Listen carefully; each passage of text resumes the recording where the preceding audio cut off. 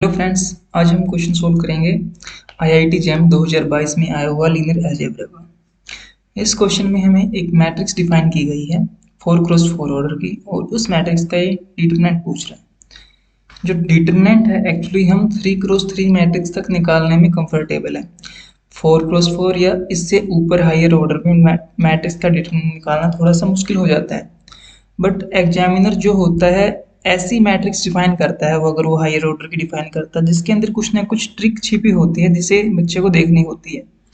जैसे एम ये matrix define की है 11, बाकी सारी एंट्री 10 10 10, डायगोनल पे 11 डिफाइन है, बाकी सारी एंट्री 10 है।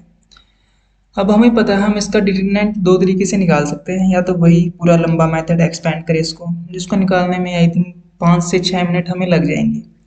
एक दूसरा हमें पता है अगर हम मैट्रिक्स की आइगन वैल्यू निकाल लेते हैं तो हमें पता होता है सम ऑफ आइगन वैल्यू हमारा ट्रेस होता है, प्रोडक्ट ऑफ आइगन वैल्यू हमारा डिटरमिनेंट होता है।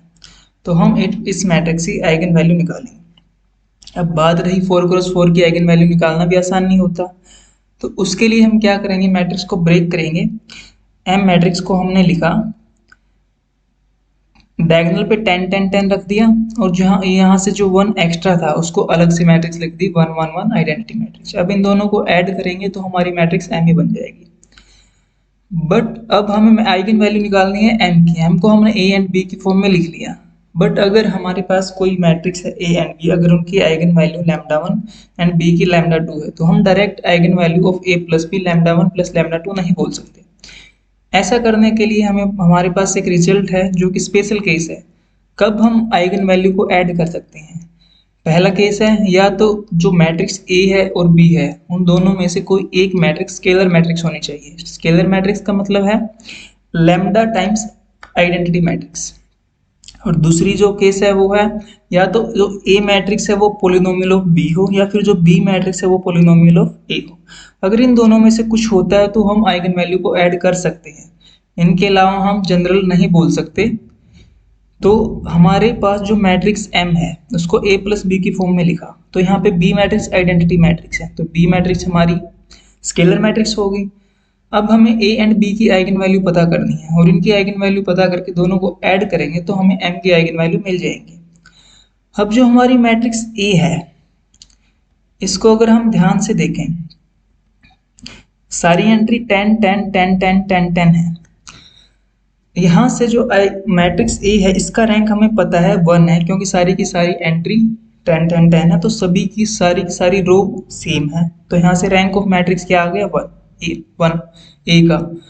हमारे पास एक इसको रिजल्ट भी बोल सकते हैं, इसको एक ट्रिक की तरह याद रख सकते हैं। अगर कोई मैट्रिक्स है जिसका रैंक 1 होता है, कोई भी मैट्रिक्स है जिसका रैंक 1 होता है, तो उसकी आइगन वैल्यू हमें डायरेक्ट पता लग जाती है। क्या होती है वो? Trace of a matrix and बाकी सारी की सारी 0 0 0।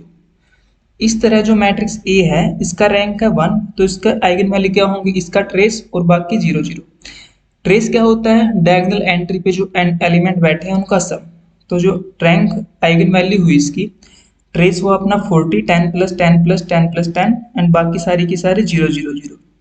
अब हमें ए की आइगन वैल्यू पता लग गई, और जो हमारी मैट्रिक्स बी है वो तो आइडेंटिटी मैट्रिक्स है, तो उसकी आइगन वैल्यू तो हमें डायरेक्ट पता है 1 1 1 1 होती है सारी।